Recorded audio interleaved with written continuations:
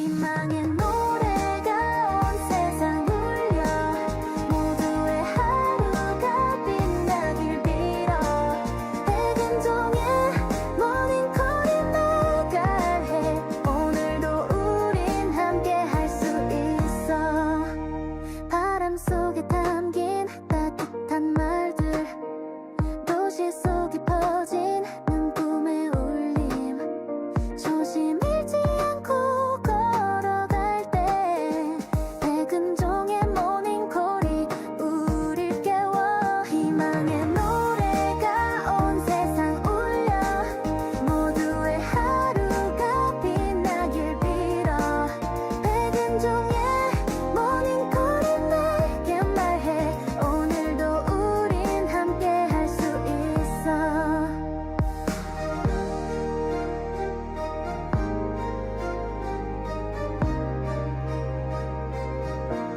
어둠이 지나 밝아오는 아침 희망이란 빛이 우릴 감싸네 서울의 소리와 함께 춤추며 조심 잃지 않고 다시 꿈꾸네 희망의 노래가 온 세상 울려 모두의 하루가 빛나길 빌어 백은종의 모닝콜이 날게 말해 오늘도 우린 함께 할 수 있어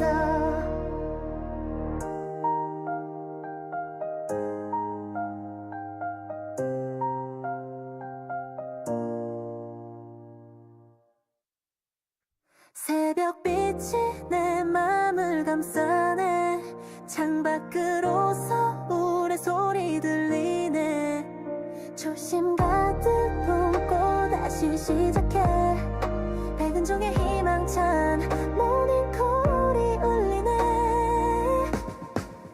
희망의 노래가 온 세상 울려 모두의 하루가 빛나길 빌어 백은종의 모닝콜이 나갈해 오늘도 우린 함께 할 수 있어 바람 속에 담긴 따뜻한 말들 도시 속에 퍼진 꿈의 울림 조심 잃지 않고 걸어갈 때 새벽빛이 내 맘을 감싸네 창밖으로 서울의 소리 들리네 조심 가득 품고 다시 시작해 백은종의 희망찬 모닝콜이 울리네 희망의 노래가 온 세상 울려 모두의 하루가 빛나길 빌어 진짜 대한민국을 위하여 조심 백은종의 희망찬 모닝콜 2026년 3월 25일 수요일 생방송 시작합니다. 시청자 여러분 안녕히 주무셨습니까? 어둠이 가장 짙은 새벽 누군가는 깨어있어야 아침 해를 맞이할 수 있습니다. 현장이 부르면 어디든 달려가는 발 권력 앞에서도 꺾이지 않는 목소리 조심 백은종의 희망찬 모닝콜 지금부터 잠든 세상을 깨워보겠습니다. 우리 김혜민 대표님 안녕하세요. 잠든 세상 깨우는 인사 좀 하세요. 아, 네. 오늘도 역시 초심님께서 가장 먼저 나오셔서 스튜디오에 이렇게 또 이제 자리를 빛내주셨는데요. 저는 이제 이때는 이번 아침부터 지금 벌써 정영애님께서 오셔서 또 인사도 해주셨는데 아침부터 함께 해주시는 분들께 진심으로 감사 인사드리고 싶습니다. 그렇습니다. 부동산 투기는 대한민국이 가진 최악의 문제점으로 담합이나 조작 등을 엄정하게 제재해야 한다. 망국적 부동산 시장을 바로잡기 위한 이 대통령의 노력이 한창입니다. 그런데 이 노력 달갑지 않은 측 누구겠습니까? 부동산으로 돈 벌던 이들 그리고 부동산 정책에 국민들 긍정평가하니 조바심 나는 국민의힘입니다. 안철수 의원이 대뜸 다주택 공직자의 부동산 정책 배제 결정에 반기를 들고 나섰습니다. 이 대통령의 잣대로 들이대다 보면 결백하게 정책 만들 공직자는 남아나지 않을 것이다. 다주택 공직자를 부동산 정책 라인에서 배제한다면 주식 보유 공직자도 자본시장 정책에서 배제해야 한다. 이게 말입니까? 다주택자에게 다주택자 정책 만들라고 하면 정말 효율성 있는 정책이 나오겠습니까? 이 대통령이 부동산 정책에서 다주택 공직자를 배제한 것은 국민이익과 정책 주체의 이익을 일치시키기 위함입니다. 이 대통령이 다주택자를 나쁜 사람으로 매도한 적 없고 집 사지 말라고 한 적은 더더욱 없습니다. 또 정부에서는 온통 다주택자들만 있습니까? 안철수 의원이 확인했습니까? 먼 눈에는 뭐만 보인다는 말이 절로 떠오르는 순간입니다. 하지만 이 대통령은 담담하게 응수했습니다. 개구리를 보호한다고 모기까지 보호해야 하는 것은 아니다. 안철수 의원이 이 말 알아들었을지 의문입니다. 우리 김혜민 대표, 네, 집 가지고 있어요? 없습니다. 다주택자는 아니네. 네. 이 지금 부동산 망국 바로 잡아야 된다고 네. 지금 대통령께서 저렇게 지금 노력을 하고 있잖아요. 네. 예, X에다 글 하루에 4번도 올린 일이 있는데 네. 어떻게 보세요? 네. 저는 일단 안철수 국회의원이 이런 말 할 자격이 있나.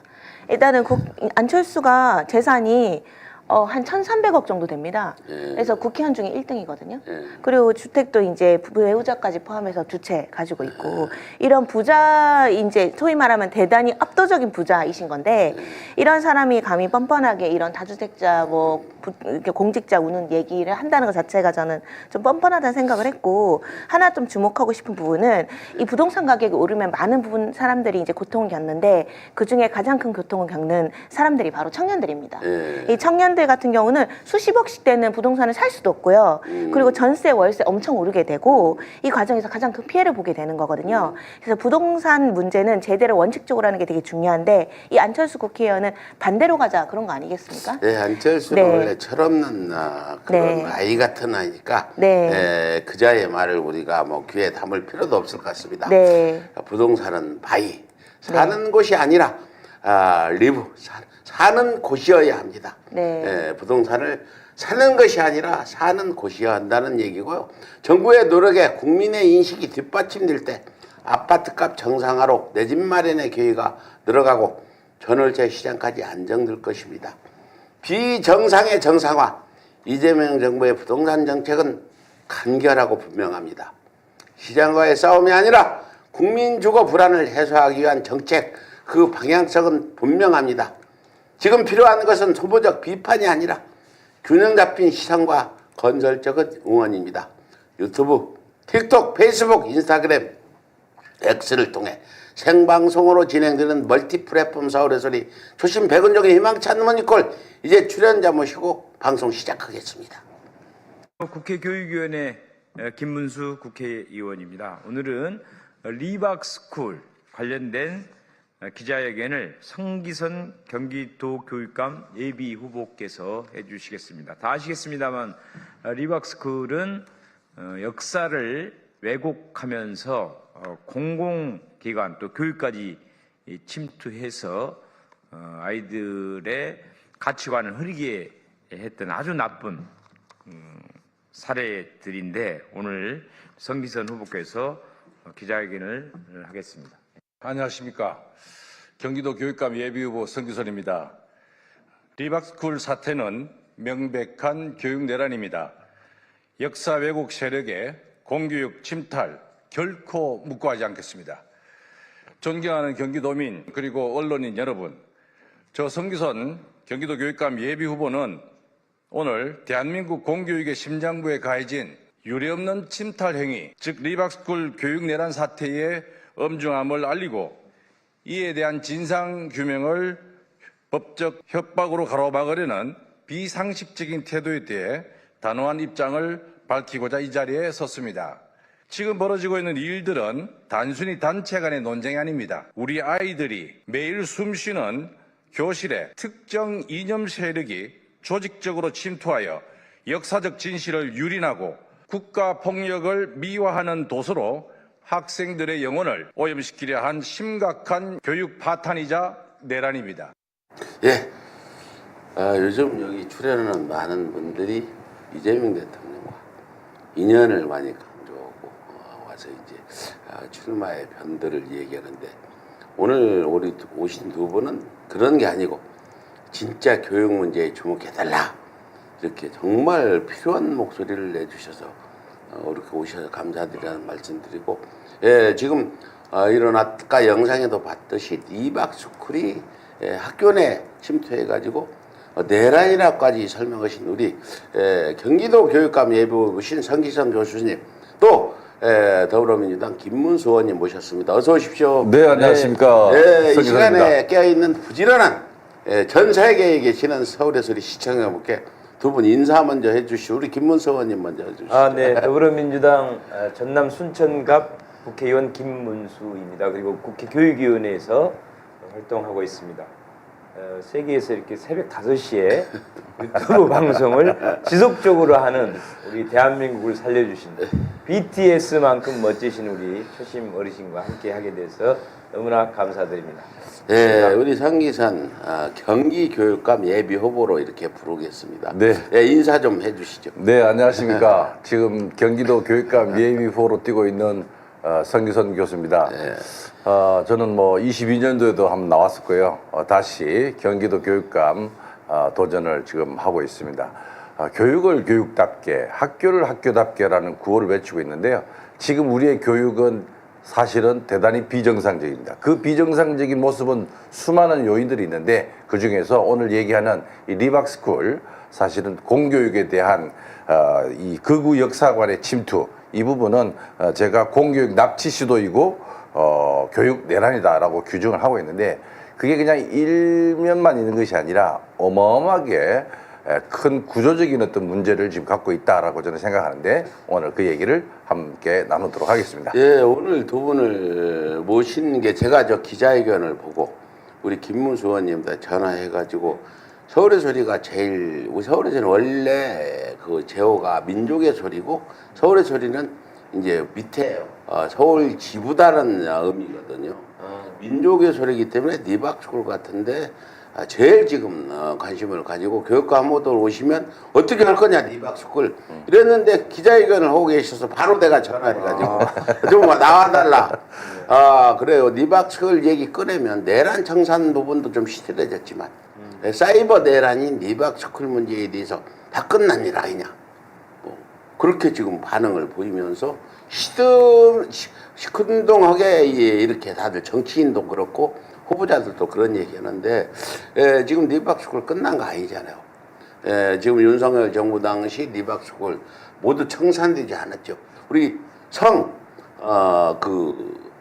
기선 경기교육감 예비후보자님 리박스쿨 측에서 명예훼손 운운하며 경고와 정정을 요구하는데 고발을 당해야 이번 선거에 굉장히 유리할 건데 더 강하게 좀 이걸 밀고 나가고 폭로도 하셔야 고발을 당해야 확실히 뜰 것 같은데 고발 당할 용어 있으신지 그런 상황에 대해 설명 좀 해주세요. 예, 사실은 지난 3월 5일로 기억나는데 우리가 이제 이 리박스쿨에 대해서 지금까지 사실은 밝혀진 게 많지가 않습니다. 예, 많지 않아요. 교육부와의 그 유착 관계라든지 뭐 또 정치권과의 관계, 또 소위 말해서 늘봄 학교의 실태 어떻게 진행됐는지에 대해서 뭐 부분 지난번에 국회 청문회에서도 하고 진상조사의 그 결과도 나왔지만은 뭐 우리 국민들은 만족하지 못했습니다. 그래서 제대로 된 진상조사를 교육부 차원에서 해라라고 제가 이제 그 기자회견도 하고 보도자료도 냈는데 그 다음부터 이제 일들이 이제 진행됩니다. 손효숙 변호인 그 김소연 변호사가 SNS에다가 경고를 때립니다. 아니 리박스쿨에 대해서 허위사실 유포다, 명예훼손이다 이런 거죠. 제가 얘기한 것은 뉴스타파라든지 청문회라든지 조사 결과에 근거해서 사실에 근거해서 그거보다 한 발 더 나가야 된다는 이런 주장을 했는데 그게 명예훼손이나 뭐 허위사실이라는 자체가 잘못된 것이고요. 그러면서 또 끊임없이 지금 법적인 협박을 하고 있는 거죠. 그 과정에 이제 우리가 기자회견을 했던 겁니다. 적반하장입니다. 손효숙 그 변호인 전화번호 좀 주세요. 제가 항의 좀 할게. 그리고 직접 우리 후보자님이 발표하기 어려운 부분은 저한테 주세요. 제가 이 얘기를 해서 제가 고발을 대신 당해줄 테니까. 아니요, 뭐 제가 저 충분히 얘기할 수 있으니까 같이 고발 아니 나가시죠. 고발을 좀 하라고 제발 고발해서 법정에 가 따져보자고 했으면 좋겠습니다. 예. 네, 우리 성 교수님 고생 많으십니다. 근데 이제 저도 경기도 살고 있는데 네, 네. 저 이제 이런 사실은 이제 교수님 통해서 알게 된 거예요. 경기도의 여러 도서관에 버젓이 리박스쿨 역사 왜곡 도서가 비치되어 있다는 사실을 어떻게 밝히셨는데요. 예. 그 도서들에 대해서 좀 설명해 주시면 감사하겠습니다. 그러니까 이게 도서관에 그 기억나실지 모르겠는데 우리 노벨 문학상 받았던 한강 네. 작가의 채식주의자를 네. 비롯한 이런 책들, 소위 말해서 좀 민망하다, 뭐 성교육에 관련된 책들, 뭐 성교육에 관련된 책들을 보면은 그게 하나의 뭐랄까요, 그 학생들의 수준과 단계에 따라서 필요한 자료들이 학교 도서관에 당연히 있어야 되고 교육 환경이나 뭐 여러 가지 측면에서도 필요하죠. 근데 그런 것들을 다 빼라고 학부모들이 요구하니까 다 뺐어요. 그러니까 하물며 한강 작가의 채식주의조차도 도서관에서 빠집니다. 반면에 국사편찬위원회에서도 이것은 역사 왜곡이다 뭐라고 하는 소위 말해서 이 군부 독재를 찬양하는 책들 그런 책들이 있다고 지적해도 그건 여전히 그 배치되어 있는 상태입니다. 그러니까 학교의 도서관에 누가 어떤 책을 집어넣어라 빼라 이런 거를 사회적인 압력을 통해서 할 수 있는가? 그건 자체가 문제가 심각한데 지금 경기도에 도서관이나 이 책들에 대한 정책들이 교육감의 생각에 따라서 또는 외부 뭐 학부모 단체들의 압력에 따라서 뭐 좌충우돌 하고 있는 구조입니다. 그러니까 특정 이념을 자꾸 심어 넣으려고 하는 그런 압력 요인이 어떻게 학교에서 걸러지지 않고 이렇게 들어오는지 그 부분에 대한 문제 제기를 했던 거죠. 네. 어느 분이 이제 그 김문수 이렇게 이름이 나오니까 아니 국진당의 김문수가 여기 왔냐 이렇게 우리 박병영이 김문수 국힘당의 김문수가 아니라 네. 더불어민주당 순천이죠. 네, 전남 순천 출신 김문수 의원이고요. 오해하지 마십시오. 그래요. 두 분께 다시 제가 질문 드리겠는데 이렇게 그 도서관에다가 리박스쿨 도서들을 넣고 빼지 않는 건 아직도 윤석열은 비록 지금 무기징역을 받은 내란 수기로 구속이 됐지만 그 무리들 잔존 세력들이 남아가지고 좀 이렇게 하고 있는데 이 부분은 지금 임태희 경기도 교육감이 처리해야 될 부분 아니에요? 왜 이 임태희 경기도 교육감은 어떤 윤석열 내란을 동조하는 건지 왜 이걸 처리를 못하고 있는지 또 임태희 교육감의 본심은 뭔가요? 좀. 저는 뭐 임태희 교육감을 이름을 좀 바꿨으면 좋겠습니다. 네. 윤석열 임태희 교육감. 내란 동조 고발해야 되겠네. 네, 이게- 김혜민 대표 그거 좀 잘 찾아봐요. 그 증거 네. 찾아서 고발하자고. 그러니까 국사편찬위원회가 왜곡을 인정한 리박스쿨 관련된 도서 경기도 한 81개의 도서관에 배치돼 있고 성교육 도서 2,500여 권이 이거는 검열해서 빼면서 국가폭력을 미화하는 책들을 엄연히 방치하는 것은 임태희 교육감이 자율이란 말로 그걸 듣고 있는데요. 이게 경기교육의 현실입니다. 그러니까 한편에서는 자유라고 얘기하면서 한편에서는 자기들의 가치관이나 이념에 따라서 오히려 교육을 왜곡시키고 있다. 임태희 교육감이 갖고 있는 철학이라는 게 도대체 뭐냐? 사실 지난 정권에 우리가 그렇게 비판했던 문제들을 여전히 교육계는 갖고 있고 그걸 해결을 못하고 있는 구조죠. 그러니까 이 부분을 반드시 이번에 뭐 지방선거를 위해서 청산도 해야 되지만은 그 선거로 청산되는 뿐만 아니라 이러한 문제는 사실은 빙산의 일각이라고 저는 생각합니다. 예, 그렇죠. 예. 네. 리박스쿨은 사실은 넓은 학교에 침투하려고 했던 그런 시도였는데 그게 네. 그걸로 끝난 게 아니라 네. 지금 제가 요구하는 것은 그 밑에 있는 정치계, 뭐 또 노동계, 또 국가교육위원회와 같은 어떤 그 국가기관, 교육부 이들과 또 보수 이런 그 촛불 방해하는 소위 말해서 태극기 부대와의 관계, 자유대학 등 뉴라이트 예. 이 다 관련되어 있습니다. 이 부분을 우리가 놓친다면은 앞서 얘기한 것처럼 아유 리박스쿨 끝난 거 아니냐라고 하는 그런 안일한 문제의식으로 우리가 넘어갈 일이 아니다고 저는 생각됩니다. 이번 기회에 철저하게 교육계에 일어난 또는 우리의 가치와 사상과 이념에 관련된 이러한 말도 안 되는 공격들과 이런 부대들이라고 할 수 있죠. 뭐 자손군부터 시작해서 댓글 공작까지 들어오는 선거 개입까지 하는 이 모든 문제가 전모를 좀 밝혀주지 않으면 안 된다라고 생각한 거죠. 우리 김문수 의원님 네. 보육위원회에서 활동하시는데 네. 임태희 이분 좀 불러다가 물어보죠. 네. 왜 윤석열 아직도 비판도 못하고 윤석열의 리박스쿨을 지금 뭐 완전히 없애지도 않고 그냥 방치하냐. 네네. 한번 교육위에서 좀 그 질의 뭐 좀 자료라도 좀 요구 좀 예. 한번 해보시죠. 그래서 네네. 그 자료 좀 저한테 주면 제가 그 자료 가지고 또 알겠습니다. 일단 자료 요구도 예, 자료 요구를 좀 해보고요. 한번 해서 일단 저희들이 이제 한번 불러서 했었어요. 예. 사실은. 그러니까 뭐 일단은 어느 정도 이제 알겠지만 리박스쿨이 이승만 하고 박정희를 영웅화시키겠다 가르치겠다 이거잖아요. 근데 이승만 박정희야말로 이승만은 최초로 그 여순 사건에 대한민국 제1호 불법 계엄령을 때려서 공식적인 인원이 11,000명 정도 됩니다. 그때 사망한 여수 순천 민간인까지 해가지고 그때 최초로 이제 그런 그 대한민국 최초의 계엄을 때려서 사람을 민간인을 학살한 장본이 이승만이에요. 예. 당연히 박정희는 뭐 설명할 것도 없이. 그러니까 이 사람들을 영웅으로 만드는데 여순 사건도 사실은 이거를 뭐라고 이 책에 써 있냐면 이 교재가 리박스쿨 교재가 엄마가 들려주는 이승만 건국 대통령 이야기 얼마나 이 제목만 보면 엄마가 들려주는 얘기니까 얼마나 이게 나쁜 엄마가 사실은 이 역사를 속이는 이런 얘기인데 이 여순 사건도 이거를 이제 반란이라는 표기를 못 쓰게 특별법으로 제정이 돼 있어요. 아 그렇구나. 네, 반란자 쓰면 이게 불법입니다. 근데 그 손효석이라는 사람 그 대표 있죠. 리박스쿨 대표가 우리 국회에 나왔습니다. 이분 경력을 보니까 우체국에서만 근무를 하시다가 퇴직하신 분이에요. 그래서 자기가 뭘 한다고 여기 일을 하는데 아마 이제 이게 윤석열 쪽하고 뭔가 정치적으로 이해관계가 맞아 떨어져서 그런 것 같고 또 잘 아시다시피 임태희 이분은 이명박 그 정권 때 그럼요. 아주.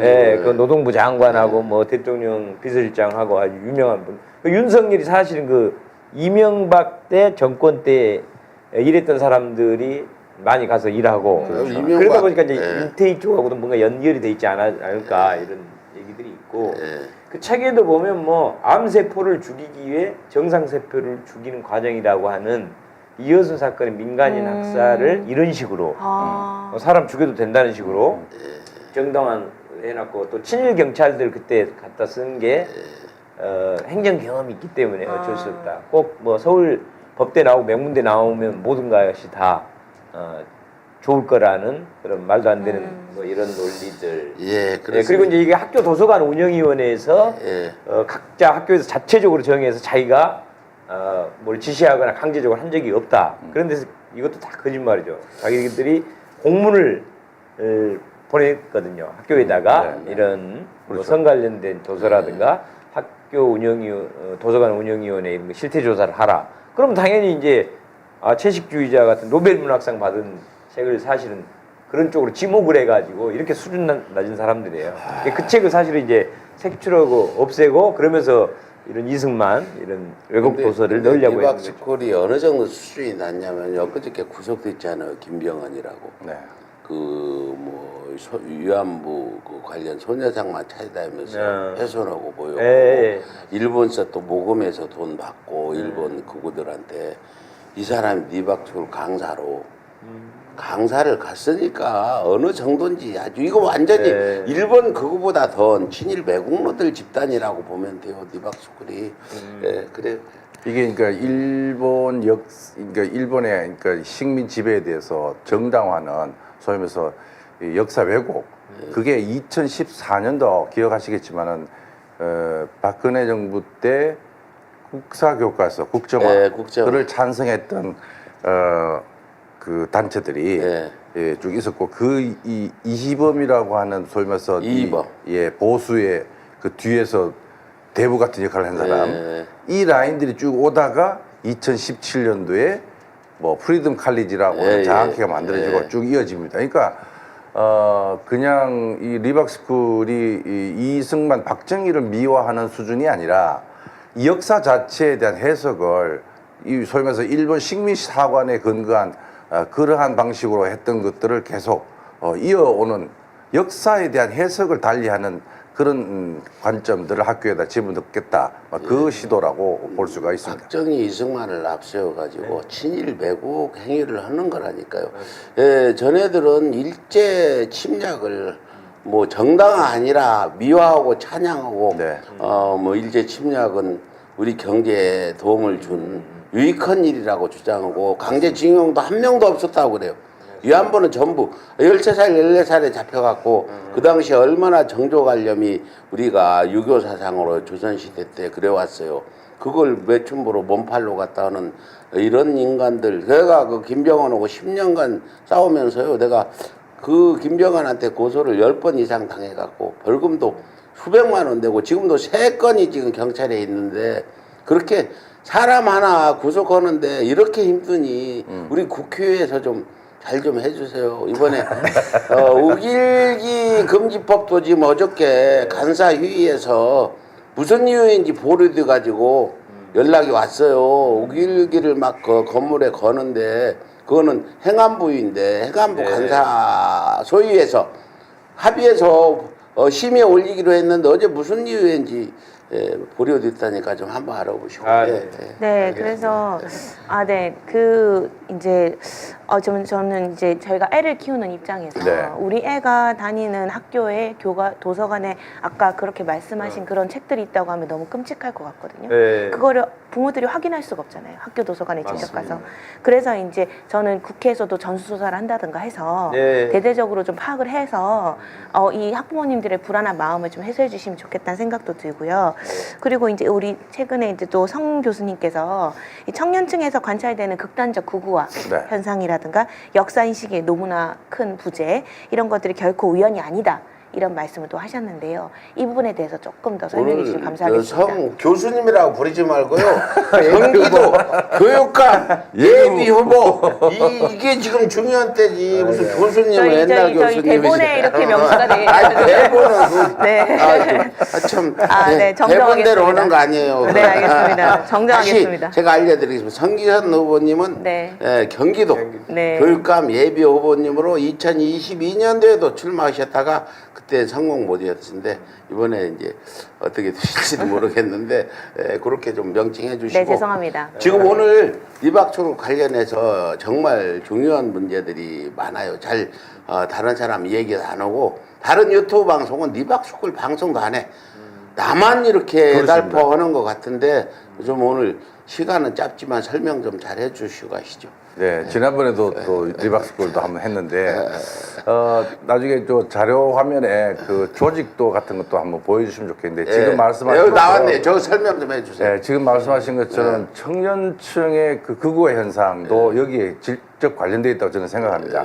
그래서 보시면은 사람 이름이 이제 노란색으로 이희범 아까 얘기한 그분 나오고요, 손영숙 나오고 이제 위에서 보면은 뭐 자유민주 국민연합, 자유연대, 국민노조.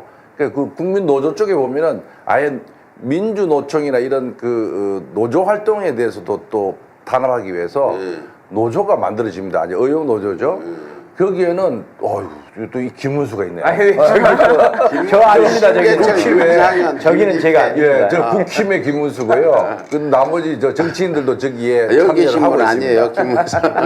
그 우리가 무슨 뭐 건폭이라든지 이런 얘기가 막 한때 나왔죠. 그러니까 네. 건설 노동자 이쪽에 그 뭐랄까요, 뭐 여러 가지 활동들을 매우 그 비판하면서 그 했던 단체가 이제 국민노조죠. 그리고 이제 자유와 연대라는 게 또 만들어집니다. 단체가 많이 만들어지는데 그 밑에 이제 소녀수기가 2017년도 아까 얘기한 왼쪽에 있는 프리덤 칼리지라고 이 장학회를 만드는데요. 이 장학회 자체가 기본적으로 우파 청년들에게 어떤 장학금도 주고 또 그들에게 어떤 그 양성을 통해서 사회 활동을 하기 위해서 대준다는데 제 1호 그 장학금 수혜자가 소위 말해서 그 김상진이라고 하는 아스팔트 유튜버. 아니 그 김상진이가 장학금 받았어요. 1호 내국놈. 네. 그 저기 공식적으로 인정된 폐륜아야. 네. 김상진 폐륜아한테 장학금을 줬다는 거예요. 예, 그렇게 해서 다시 줘봐요 그거. 시작됐던 그 활동이 이제 리박스쿨로 이어집니다. 리박스쿨은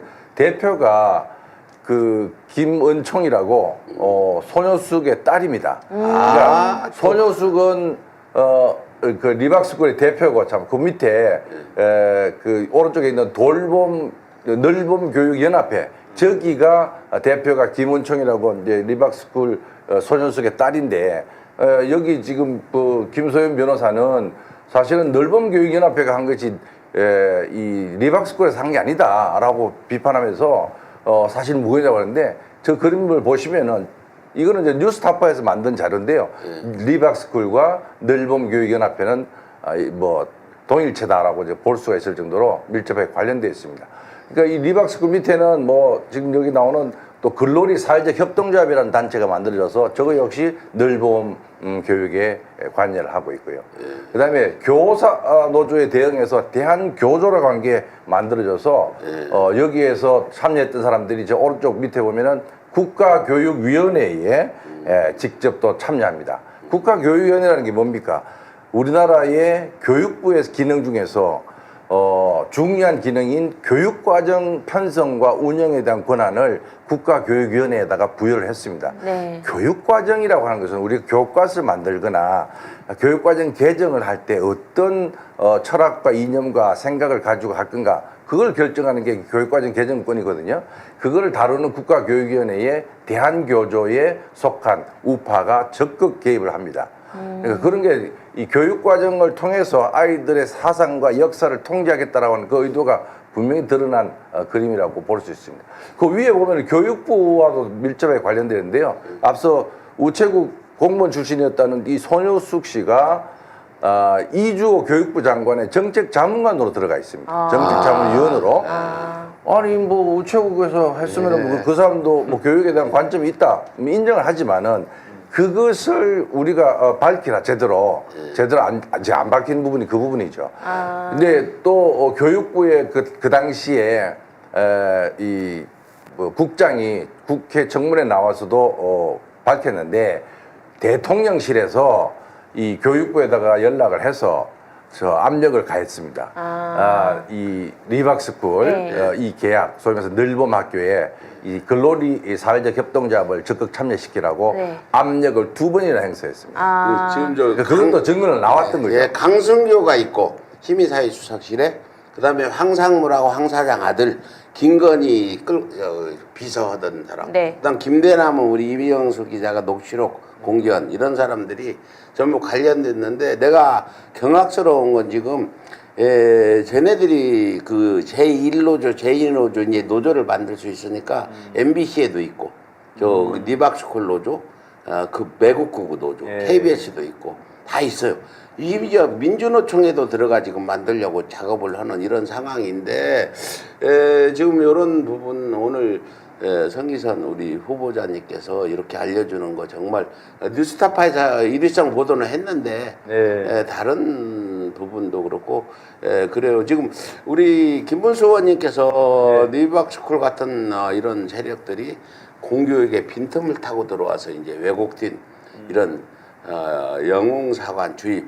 근데 사실은 우리나라를 좀 정말 우리 민족을 띄우는 다른 나라 구구들 같이 했으면 나 환영하겠어요. 근데 이 외국 구구들은 우리나라는 비하하고 띄우지도 안 하고 일본 찬양하고 뭐 성조기 들고 다니면서 이런 것들 이거 그 영웅 왜곡된 이런 역사관 주입하는 도구로 지금 전락한 부분에 대해서 성 교수님이 설명했잖아요.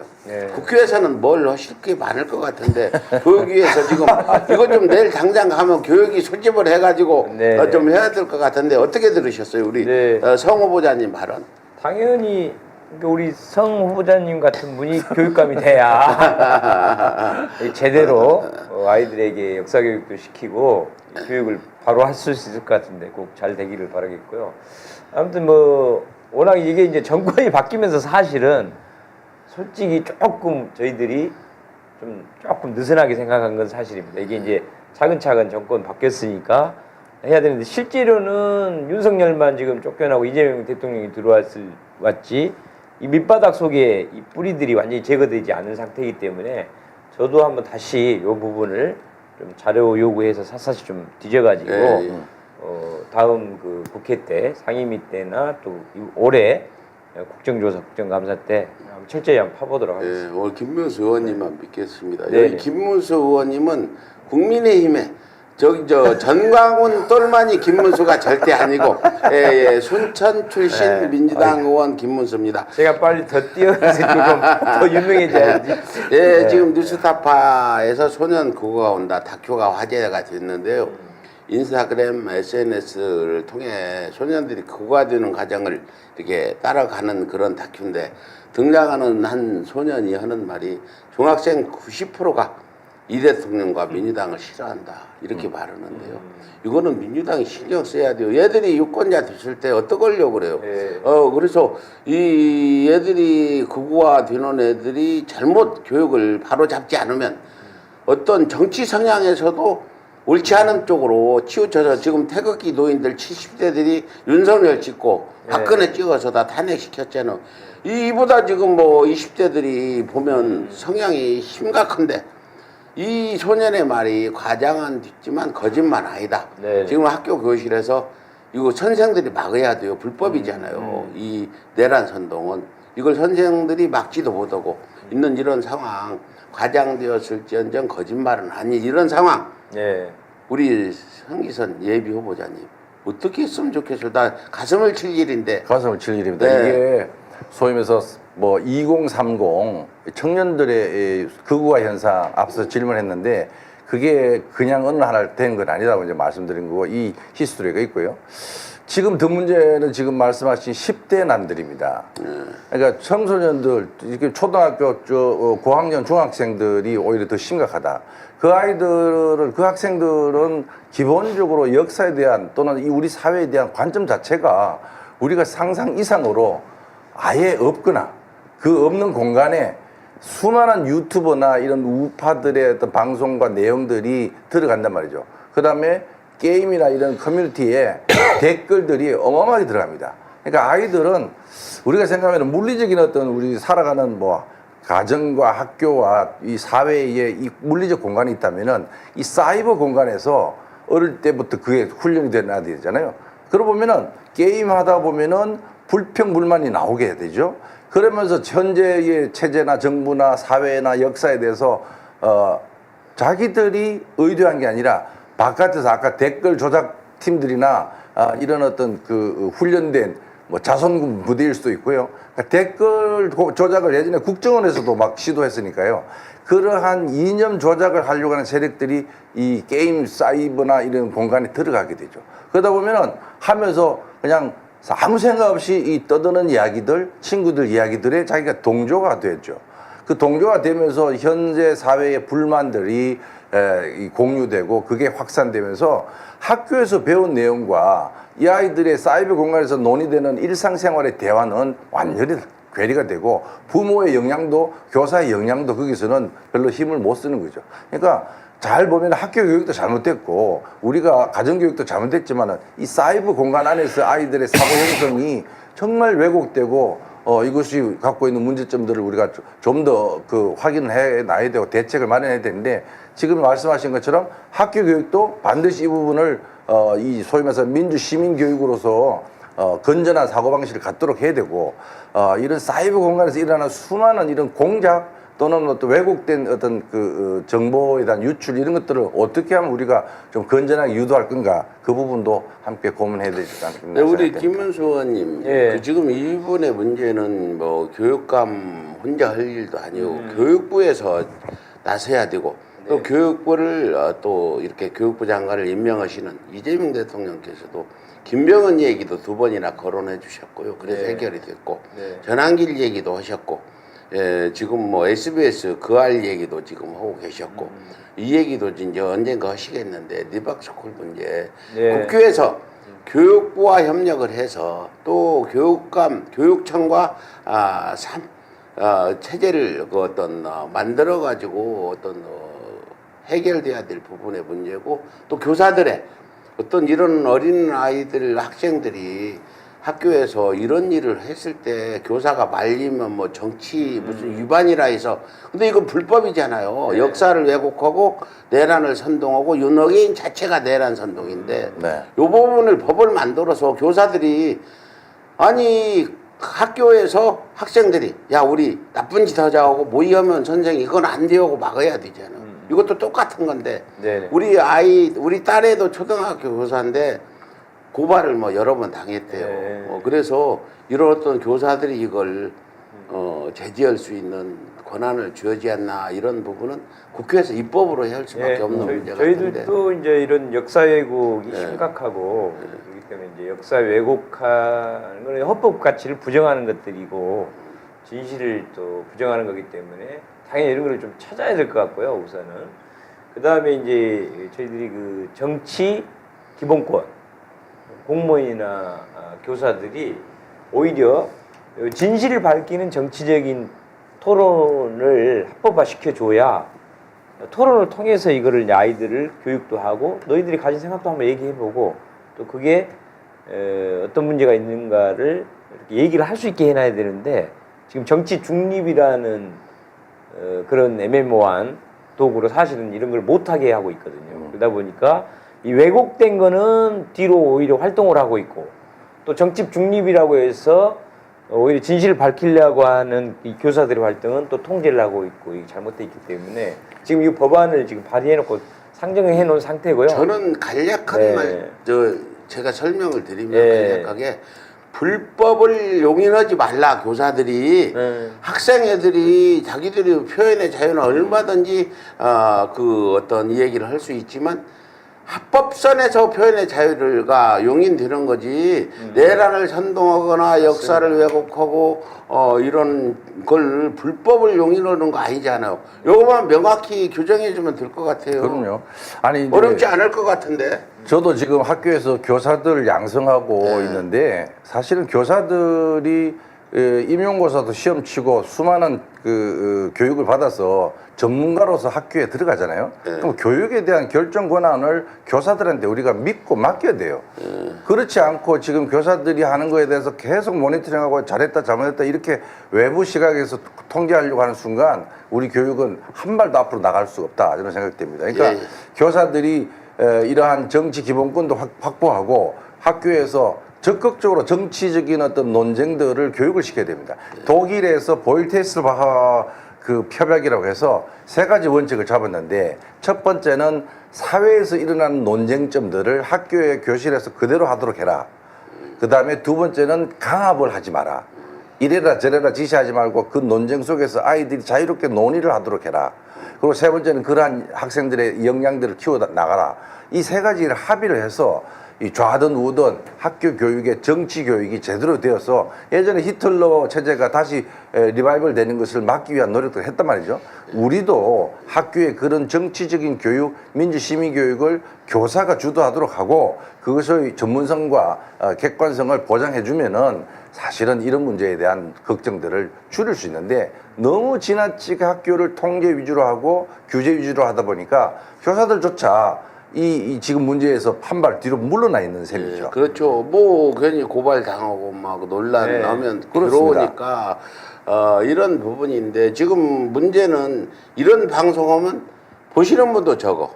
막 무슨 뭐 누가 싸운다 뭐 이런 얘기하면은 관심을 가지고 막 특히나 내부 싸움에 관련해서 누가 민주당 내 리박스쿨이 있네 이런 얘기하면은 많이 보는데. 네.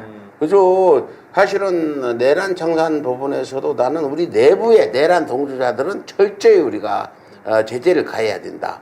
요즘 뭐 논란되는 몇 분들 계시는데 또 우리 내부에 리박스쿨 관련해 있는 사람들은 철저히 그분들은 우리가 문제 제기를 해야 된다는 생각이 왜 우리가 내부 정리도 못하고 위부를 어떻게 우리가 어떻게 정리가 되겠습니까?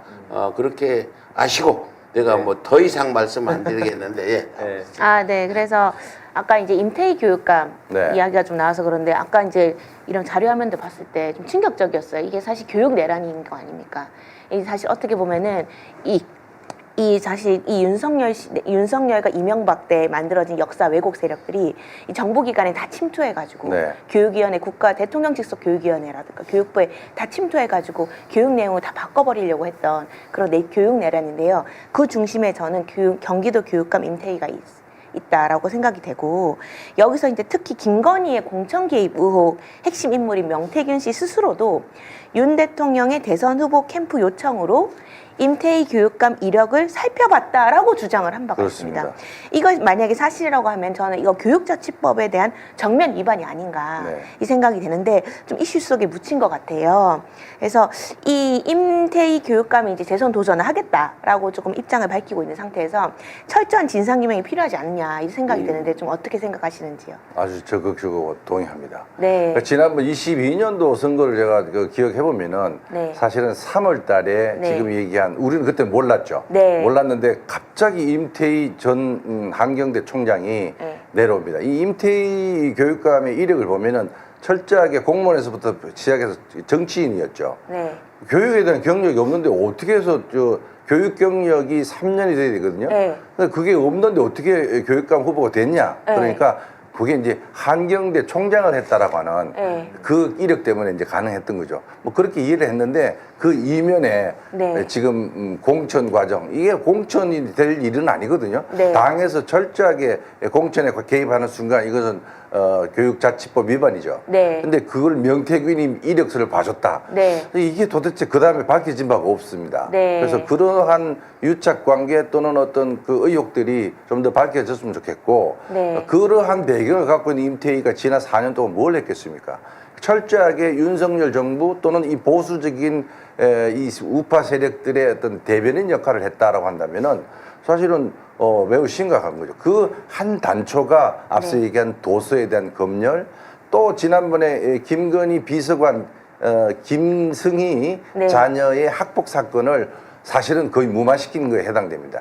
그거 역시 경기도에서 일어났고, 아, 그렇죠. 그 관련된 당사자들이 전부 다 승진을 하는 그런 모습을 보면서, 야, 이거는 누구를 위해서 행동하면은 상을 받고, 그렇지 않으면은 배척받는다라는 것을 너무나 분명하게 시그널을 보여줬거든요. 그러니까 그러한 교육에 대한 정치적인 압력들이 어떻게 일어났고, 그것이 현장에서 어떻게 밝혀져야 될 일들이 있는지를 사실은 교육부 진상조사위원회에서 좀 더 철저히 밝혀져야 되는데, 그 지난번 조사 내용들을 보면은 너무 수박 거달기였다. 그래서 제가 제대로 밝히라고 했는데 그게 무슨 앞서 얘기한 것처럼 고소고발 하겠다고 하니까 이 자리에 제가 분명히 얘기했습니다. 공개 토론하고 검증하자 그러니까 좋다고 하더라고요. 그래서 다음에 서울의 소리에서 리박스쿨 관련돼서 뭐 끝장 토론을 한번 했으면 좋겠다는 저의 제안도 해봅니다. 그러니까 적어도 교육계에 정치가 들어오면은 그런 잡음들이 나고 우리 학교 현장에서 아이들이 배우는 내용들이 왜곡된다는 것을 우리가 보여줬고 경험했잖아요. 다시는 교육계에 이런 정치적인 어떤 세력들이 들어오지 않도록 우리 경기도민이나 국민들이 신경을 좀 써야 됐다 그렇게 생각합니다. 네. 그리고 리박스쿨 관련 이슈가 하나 더 있는데요. 충북 교육감 예비 후보 가운데 저도 몰랐지만 윤석열 정부의 교육비서관이 있더라고요.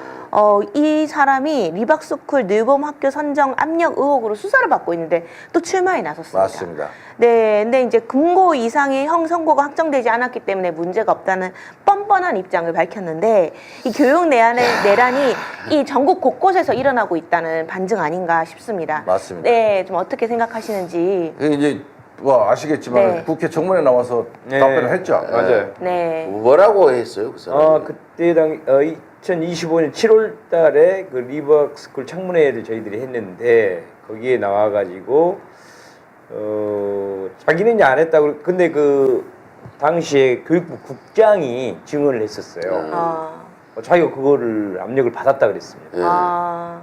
신문규로 추정되는 이 사람으로부터 그때 당시 교육부 국장이 두 차례 압력을 받았다고 공식적으로 증언을 했어요. 그래서 아마 이제 지금 그게 수사가 진행되고 있는 걸로 알고 있는데 당연히 이런 건 문제가 되면 나중에 당선돼도 네. 박탈이 당하고 또 선거를 해야 될 수도 있기 때문에 네. 이런 사람들은 아예 자격이 없는 거죠. 그리고 지금 윤석열 지금 감옥 가고 내란을 끝내야 될 마당에 다시 그 교육감 예비 후보자로 이런 관련된 자가 출마한다는 것 자체가 참 말이 안 되는 거죠.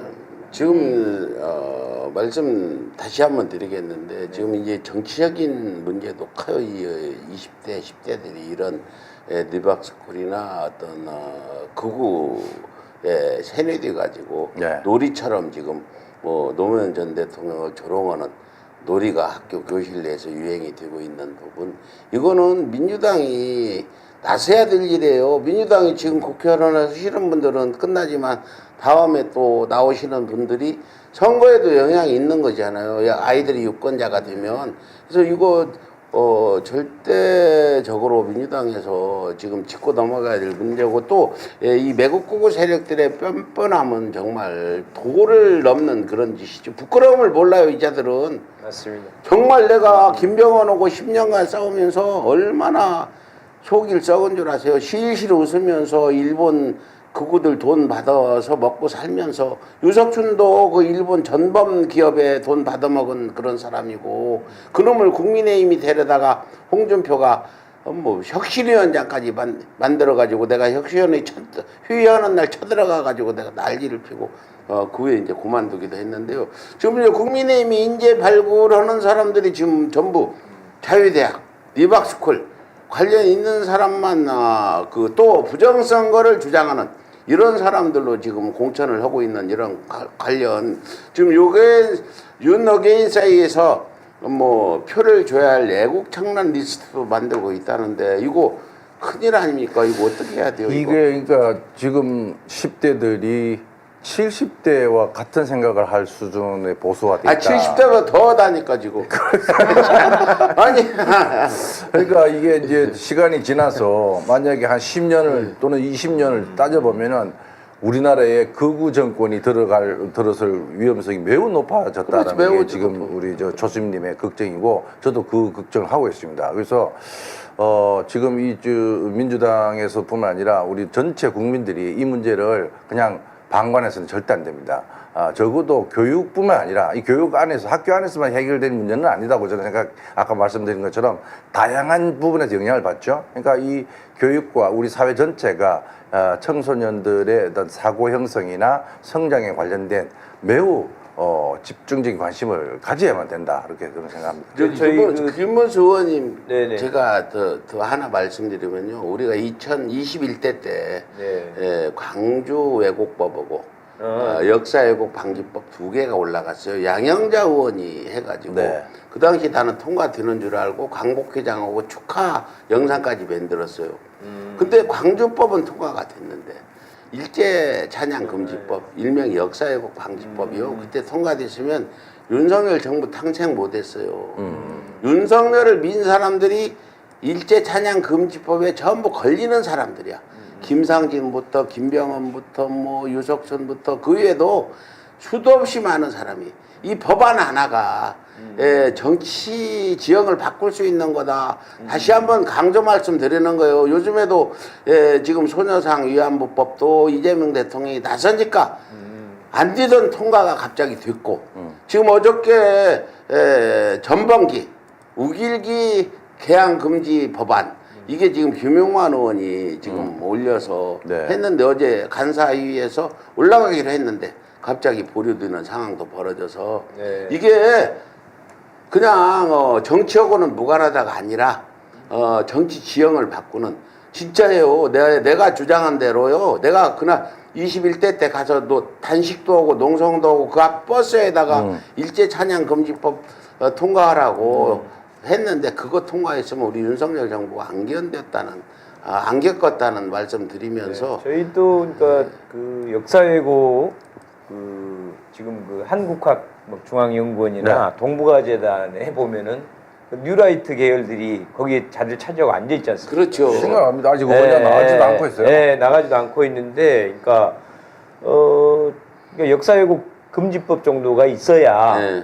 그들이 했던 발언과 또 강의하면서 하고 다니는 그거를 잡을 수가 있는데, 지금 상태로는 그게 어렵다고 저희들 판단을 하기 때문에 이런 법이 필요하고, 그다음에 이제 이재명 정부도 사실은 그 민주시민 교육을 국정 과제로 채택을 해놨습니다. 그래서 저도 이제 그거에 따라서 학교 민주시민교육법을 발의를 해놨는데 아무튼 이런 것들 또 아까 정치 기본법, 교사, 공무원, 정치 기본법 같은 게 통과돼야 이런 것들을 좀 잡을 수 있지 않나 해서 지금 해야 되는데 이제 가다 보면 약간 멈추고 자꾸 이런 일이 생겨서 좀 더 속도를 아니, 내가지고 교사의 정치 기본권 회복에 대한 부분은 정말 좀 더 강하게 해야 됩니다. 왜냐하면 약간의 반대도 있고 문제도 있다 이렇게 하지만은 사실은 그 민주 시민 교육을 하기 위한 주체가 교사이기 때문에 그들에게 권한을 주고 다양한 논쟁들, 이를테면 지난번에 탄핵하고 이런 것들에 대해서 TV를 틀고 학생들이 그걸 보는 것 자체만 해도 얼마나 좋은 민주 시민 교육의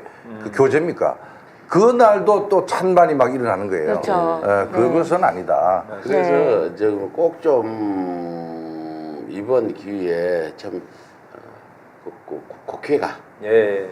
나서서 좀 선도적으로 해달라 부탁드릴게요. 네. 지금 꼭 해야 될 법안들, 네. 이 리박스쿨 문제는 우리 성기선 경기교육감 예비 후보자님의 문제가 아니라 국회가 책임져야 될 문제다. 이거 잘못하면 아니 지금 우리 시청자분께 제가 경고드리겠는데요. 우리 만일 정권 뺏기면 우리 빨갱이 단장당해요. 윤석열 정부 이대로 가서 리박스쿨이나 자유대학 이런 구구들이 승승장구해서 권력을 잡게 되면 진짜 무서운 세상이 온다는 거 알아야 된다는 말씀이고 다음. 아니 그래서 댓글 중에 치유천왕님께서 민생도 중요하지만 내란장랑 척결 못하면 다 헛일입니다. 근데 여기 가장 중요한 상임위가 아무래도 교육이 아니겠습니까? 그렇죠. 네, 그래서 교육 내란을 꼭 청산해 주시면은 감사하겠다는 말씀드리면서 이제 화제를 좀 우리 지방선거를 좀 돌려서 네, 우리 그 성 후보님께서 경기도 네. 교육감 선거에 이제 출마하시는데 비전을 말할 기회가 많지 않으실 것 같아서 오늘 이 자리에서 하고 싶으면 이 말씀을 다 해주시면 좋을 것 같다는 생각이 듭니다. 지금까지 한 게 비전인데 그렇습니다. 리박스쿨 맞겠다 이 공약을 지금 계속 말씀하신 거잖아요. 예, 예, 이상 더 예. 좋은 공약은 없잖아. 그러니까 이 경기 교육이 사실은 뭐 대한민국 교육의 사실은 4분의 1에 해당되는 매우 큰 광역이 단체인데 제가 지난해 말에 교육 내란이라는 책을 냈습니다. 책 내용 안에 이 리박스쿨 얘기도 들어가 있습니다. 근데 리박스쿨만 내란의 한 영역이냐? 교육 내란은 수만 가지의 내란들이 일어나고 있습니다. 자, 사교육 문제, 그 다음에 소위 말해서 신자유주의의 정책에 의해서 자본의 논리가 학교에 너무 많이 들어가 있고요. 그 다음에 학교에 대한 불신들이 너무 심각하다. 뿐만 아니라 지금 얘기하는 관계의 단절, 교사들의 어떤 좌절. 그 며칠 전에도 유치원 교사가 사망한 사건이 있었죠. 23년도 서희초 사건으로부터 이어지는 사실 교권에 대한 문제, 교사들의 근무 환경에 대한 문제가 심각하죠. 그러면 아이들은 편안합니까? 정서 장애라든지 ADHD라든지 지금 또 다문 학생들의 유입이 또 늘어나면서 일어나는 문제들, 학교는 한 3분의 1 학생들이 일단 엎드려 잡니다. 나머지 한 중간에 있는 한 60% 아이들은 그야말로 제대로 혜택도 못 받고 중간층 소외 집단이 형성되고 있어요.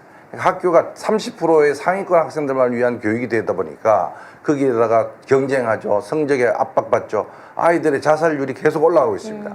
이 아이들의 자살률이 올라간다는 것만 해도 어마어마한 교육적 문제입니다. 그래서 이러한 교육적 내란, 어쩌면 공교육의 붕괴 위기까지 와 있다고 저는 생각되는데요. 이거를 막기 위해서 어떻게 해야 되느냐? 교육을 살려야 되고 수업을 살려야 됩니다. 그리고 아이들의 관계를 제대로 만들어서 따뜻한 공동체가 되는 학교, 이것을 만드는 교육을 가야 되고, 학교 현장이 얼마나 왜곡되고 지금 붕괴되어 있는지 지금의 정치인 출신의 교육감들은 관심이 없습니다. 오로지 그 사람들은 선거에 관심이 있고 그 다음 자리에 관심이 있지. 저는 교육감이 현장을 지켜야 되고 아이들을 지켜야 되고 우리 부모님들과 교사들을 지켜야 된다라는 측면에서 현장 교육감이 돼야 된다고 생각되고, 제가 이 무너져 있는 가는 경기교육과 대한민국 교육의 새로운 비전, 새로운 패러다임을 만들 수 있는 자신감을 갖고 있다. 제가 뭐 압도적 전문성으로 지난 40년 동안 닦은 교육에 대한 연구와 경험과 지식을 총동원해서 교육의 패러다임을 바꾸는데 앞장서겠다라고 저는 감히 주장하고 있습니다. 네, 감사합니다. 그러면은 네, 좀 더 말씀을 이어나가면요. 성기선이 가장 확실한 필승 카드이다. 이런 네. 부분에 대해서 혹시 또 설명해 주시고. 그러니까 지금 임태희도 정치인 출신이죠. 네. 정치인 출신의 한계를 우리가 지난 4년 동안 봤습니다. 네. 학교는 무너지고 있는데 자기들은 잘했다고 성과 위주로 홍보를 하고 있습니다. 네. 지금 우리 경기교육에 지금 4명의 후보가 나와 있는데 네. 2명이 정치인 출신입니다. 네. 정치인 출신들이 다시 교육계에 들어와서 휘젓는 것에 대해서는 저는 자신을 못한다고 생각되고요.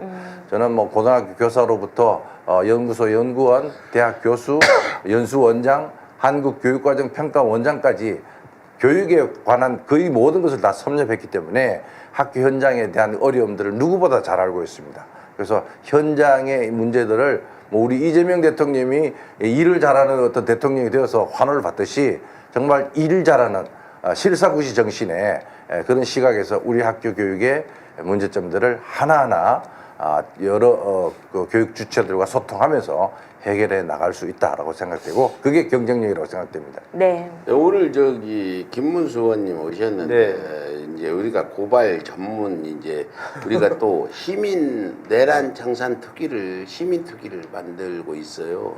네. 거기서 이제 그 내란 동조나 내란 선동 고발도 병행해서 하고 내란 청산을 지난번 문재인 정부에서 적폐청산을 제대로 못한 부분 때문에 예. 이런 일이 또 벌어졌다고 보고 그러는데 저는 장동혁 고발했죠. 네. 제가 장동혁 50억 로또 만들어 놓고 뭐 그라고 쓴 네. 그것 때문에 고발했는데 고발하면 경찰에 고발인 조사 받으셨어요? 빨리빨리 처리를 해야 되는데 저쪽에서 고발을 하면 금방 연락이 와요. 네. 김병헌이가 고발을 했는데요, 나를 고소를 네. 했는데 뭐 협박 이 새끼 때려 죽인다 매국노 그랬더니 나한테 출석 요구사가 10번도 더 온 것 같아. 그 안 가고 있는데 내가 고발을 하지 않아 저쪽에를. 그러면 1년이 가도록 수사를 않는 이런 일인데 왜 이렇게 여기도- 아직도 경찰이 매국노 편인지 그 부분에 국회에서 좀 알아봐 주세요. 네네. 왜 고발인 조사 안 해요? 그게 아니고 제가 이제 직접 고발한 건 아니고 예. 그 검사를 검사하는 모임 아, 민생경제연구소 오동현 지금 안진걸 소장 이제 그분들이 하고 제가 이제 국회에서 아 기자회견. 소통을 안 해요. 제가 좀 열심히 하는 분들의 그 국회 소통과 기자회견 안내해주는 담당 의원이라 그러다 보니까 성기선 후보님도 이제 그때 큰 도움을 주셨어요. 왜냐하면 뭐 제가 할 수 있는 것이 그거라도 좀 잘해주려고 하고 어쨌든 이런 부분도 좀 체크해보고요. 사실은 이제 정권이 바뀌었는데 경찰들이나 좀 제대로 좀 더군다나 지금 검사들보다는 경찰들한테 힘을 실어주는 그 검찰 해양부 개혁법안까지. 장관이 경찰 네. 개혁도 잘해야 돼요. 그러니까요. 뭐 경찰한테 지금 수사권도 주고 힘을 실어주는데 그 대신 경찰 인사 문제 잘해야 돼요. 지금 경찰 내부 옛날에 경찰 고위직들이 박근혜 탄핵 때 태극기 들고 제일 많이 나왔고요. 윤석열의 윤어게인의 뒷배경하는 성호위 장군들, 네. 국정원 고위직들, 국정원장도 있어요. 전 국정원장. 네. 그리고 경찰, 뭐 그 경찰청장 하던 이런 인간들이 전부 지금 그런 부분에 한번 챙겨 보시기 바랍니다. 네, 네, 알겠습니다. 우리 저기 교육감 지금 단일화가 난항을 겪고 있다면서요. 지난번에 석패의 원인 중 하나가 단일화가 늦어가지고 지금 그 교육감 경기 교육감에서 지기도 했는데 네. 지금 단일화가 지연되고 있는 부분에 왜 지연되는지 어떻게 해야 빨리 단일화가 될지 말씀을 해주시죠. 네. 지난 22년도에도 단일화가 너무 늦어서 실제 운동할 수 있는 기간이 보름 정도밖에 안 됐다라고 하는 문제점이 있었는데요. 이번에 4명의 예비 후보가 나왔는데 똑같이 이제 경기교육혁신연대라고 시민사회단체가 단일화 기구를 만들었습니다. 그 만들어서 2월 4일 날 4명이 거기에서 만드는 원칙에 대해서 같이 동의한다고 합의를 했는데 앞서 얘기한 정치인 출신 2사람이 지금 싸우고 있는 구조입니다. 자기한테 선거인단 50% 여론조사 50% 하려고 그러니까 자기한테 선거인단 50% 하면 불리하니까 여론조사 100%를 하자고 안민석 의원이 그 주장하고 있거든요.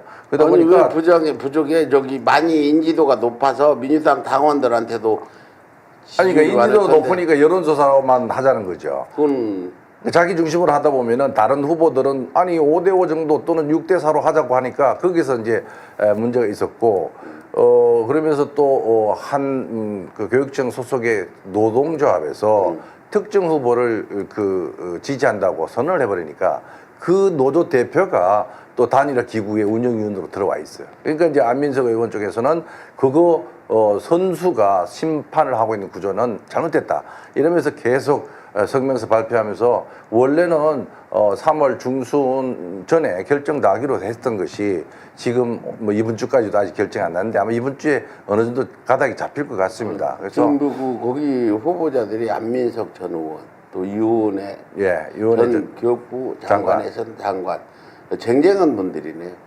또 한 분은 누구예요? 또 한 분은 저 박효진이라고 박효진. 전교조 지부장 했던 분인데 22년도에도 한번 나왔었습니다. 그렇게 4명인데 전국에서 지금 가장 치열하게 싸우는 지역이 경기 교육감이라고 생각되는데 그만큼 좀 선전을 할 수 있도록 룰 합의도 하고 많은 도민들, 국민들의 관심을 끌 수 있는 그런 정책 이슈, 정책을 통해서 어떻게 교육을 바꿀 것인가에 대한 논쟁으로 갔으면 좋겠다는 게 저도 생각이고 뭐 저는 좀 긍정적으로 봅니다. 아마 합의될 것이고. 다들 합리적인 분들이고 다들 할 거니까 이달 안에 가면 제가 좀 이달 안에 끝내서 꼭 이번에는 경기도 교육감을 우리가 가져와야지 니박스쿨이나 이런 내란 청산에도 학교 내에 맞습니다. 될 거다고 좀 당부 말씀 좀 해주세요. 아이고 알겠습니다. 네, 그리고 김문수 의원님께서 일찍이 이제 조희대 대법원장 탄핵의 필요성을 계속 강조해 오셨잖아요. 네, 유권자로서 감사한 마음인데요.